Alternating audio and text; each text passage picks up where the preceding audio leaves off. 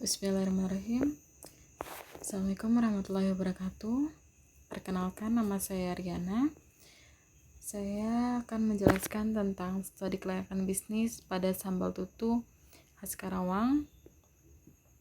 Langsung saja dilihat pada aspek hukumnya.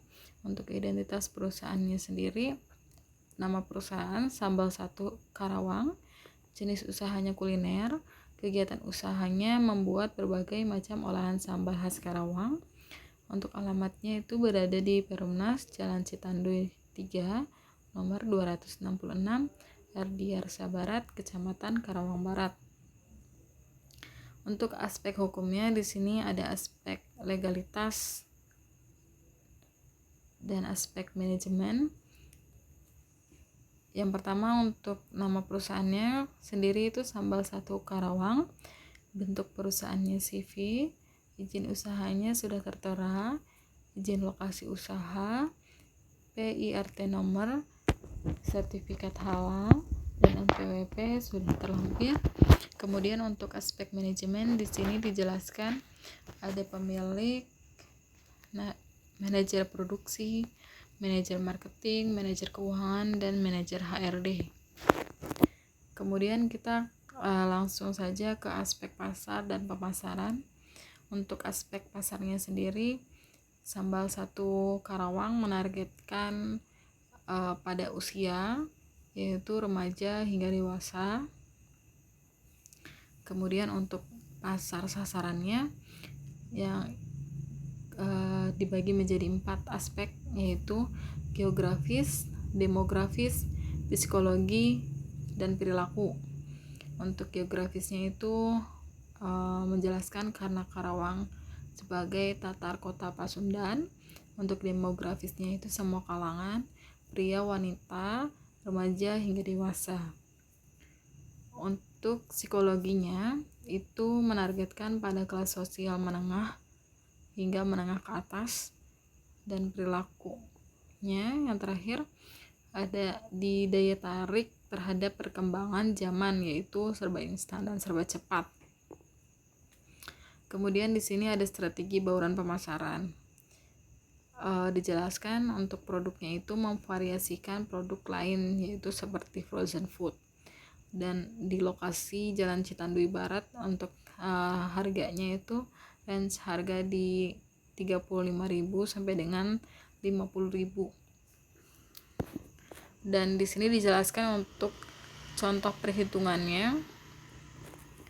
Diketahui visinya 20.000, FC-nya 1.500.000, TS-nya 300 quantity. Untuk totalnya jadi 25.000 per unit. Kemudian ada aspek teknis dan produksi. Di sini dijelaskan untuk cakupan produksinya. Yang pertama, pemilihan bahan baku yang berkualitas. Kedua, menggunakan alat masak yang modern. Ketiga, melakukan pelatihan tenaga kerja baru. Untuk kebutuhan teknisnya sendiri, ini dilakukan pemilihan lokasi berdasarkan pemetaan nilai lokasi yang ideal. Kemudian kita langsung ke proses produksinya. Di sini dijelaskan untuk proses produksinya itu yang pertama melakukan pemesanan dan pembelian bahan baku, kemudian melakukan sortir barang bahan baku, kemudian melakukan pengolahan, kemudian melakukan proses packing produksi, yang terakhir finishing, pendistribusian.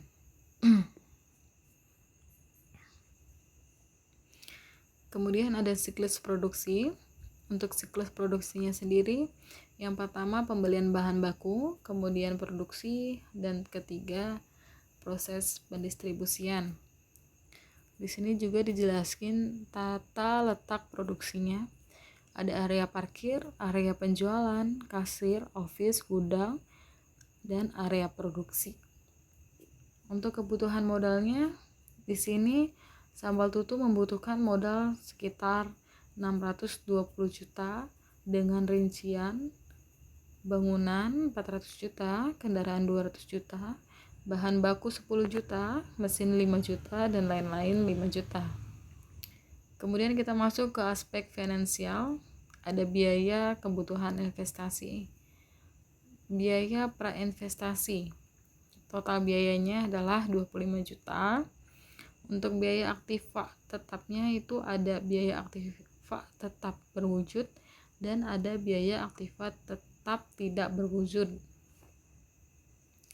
Untuk aktiva tetap berwujud, total biayanya 620 juta. Untuk yang biaya aktiva tetap tidak berwujud, totalnya 5 juta. Sehingga total investasinya ada 650 juta rupiah. Terus ada biaya produksi.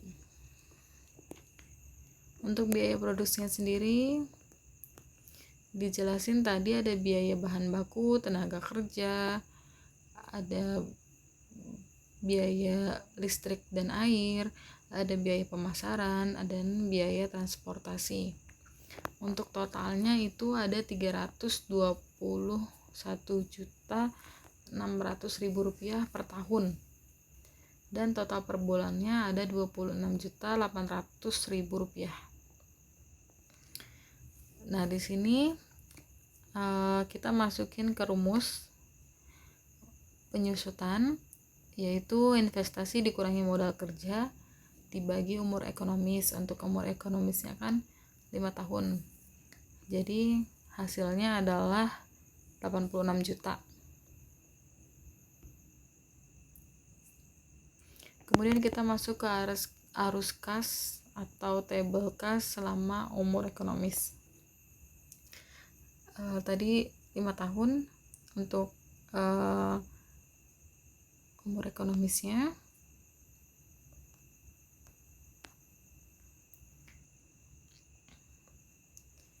Di sini dijelaskan ada tahun 2020 hingga tahun 2004 ada 170 juta, ini dalam juta ya. Sama penyusutannya juga ini dalam juta, 86 juta. Total EAT-nya adalah 1.150 juta.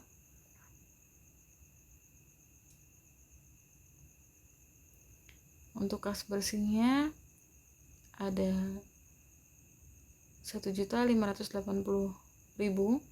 Kas PV kas bersihnya 915.540 juta. Kemudian kita masuk ke penilaian kelayakan investasi, payback periode atau PP. Apabila kas bersih setiap tahun berbeda, di sini dikurangin kas bersih dari investasi, dikurangin kas bersih tahun ke-1, tahun kedua hingga tahun ketiga. Karena tahun keempat karena sisa tidak bisa dikurangi tahun keempat, maka proses tahun kedua itu dibagi proses tahun keempat. Jadi totalnya itu 40 juta dibagi 260 juta dikali 12 bulan hingga hasilnya 1,8 bulan atau 2 bulan. Maka payback periodnya adalah 3 tahun 2 bulan. Untuk payback period kurang dari umur ekonomis 5 tahun, maka dinyatakan baik perusahaannya.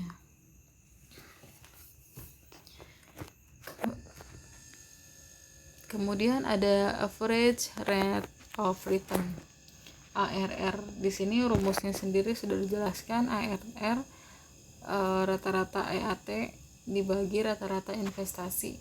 Untuk rata-rata EAT-nya, total EAT dibagi umur ekonomis. Untuk rata-rata investasinya, investasi dibagi 2. Di sini ada total EAT-nya ada 1 juta, 1 M, 150 juta. Untuk rata-rata EAT-nya 230 juta. Untuk rata-rata total investasinya 325 juta, dan ARR-nya adalah 70,76%, maka dibulatkan menjadi 71%. Untuk NPV atau net present value jika kas bersih setiap tahun berbeda. Di sini sudah dihitung untuk DF-nya itu 20%, maka jumlah PV kas bersih adalah 915.540.000. Maka total NPV-nya adalah 265.540.000. Untuk NPV lebih dari 0, maka usaha yang dinyatakan layak atau baik. Kemudian ada internal rate of return. Di sini dijelasin rata-rata kas bersihnya untuk semuanya itu ditotalin, terus dibagi jadi 5. Untuk rata-ratanya jadi itu 316 juta. Perkiraan PP-nya 650 juta dibagi rata-rata 316 juta sama dengan hasilnya 2,056. Jika dilihat dalam tabel diketahui maka yang terdekat adalah 2,56 atau 2,070, yaitu 39%. Perhitungan NPV-nya dengan DF 36 di sini jelasin dengan total kas bersihnya 653.786.000. Total NPV-nya NPV positif 653.786 dikurangi 650 juta, maka hasilnya 3.786. Total NPV sudah negatif 641.598.000 dikurangi 650 juta, maka hasilnya negatif 8.402.000. Jadi jika digabungkan untuk bunga 36% dan bunga 37%, maka C1-nya adalah 3,786 dan C2-nya minus 8.402.000. Di sini juga dijelaskan interpolasi untuk P Viva yang pertama dan yang kedua. Itu yang pertama 36% dikurangin 37%, hasilnya 12.188. Yang kedua 653.786.000, yaitu diambil dari 3 C1 atau bunga yang 36% dikurangin oleh initial investment 650 juta, maka hasilnya 3.786.000. Untuk IRR-nya sendiri itu totalnya sama dengan 36,310%. Jadi jika dibulatkan menjadi 36,3%.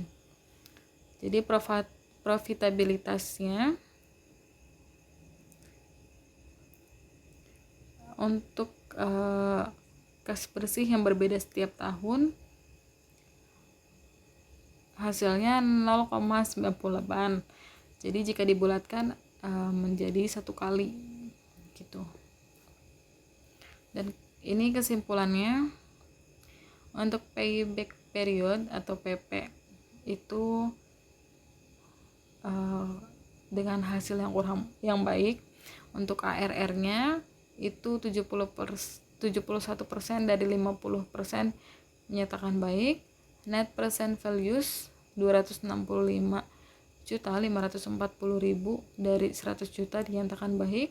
Untuk internal rate of return 36,3% dari 24% dinyatakan baik, dan profitability indexnya itu 1 kali dari 1,1, maka dinyatakan kurang baik. Demikian presentasi dari saya. penjelasan mengenai studi kelayakan bisnis pada perusahaan sambal tutu khas Karawang. Semoga informasinya bisa bermanfaat untuk kita semua. Terima kasih.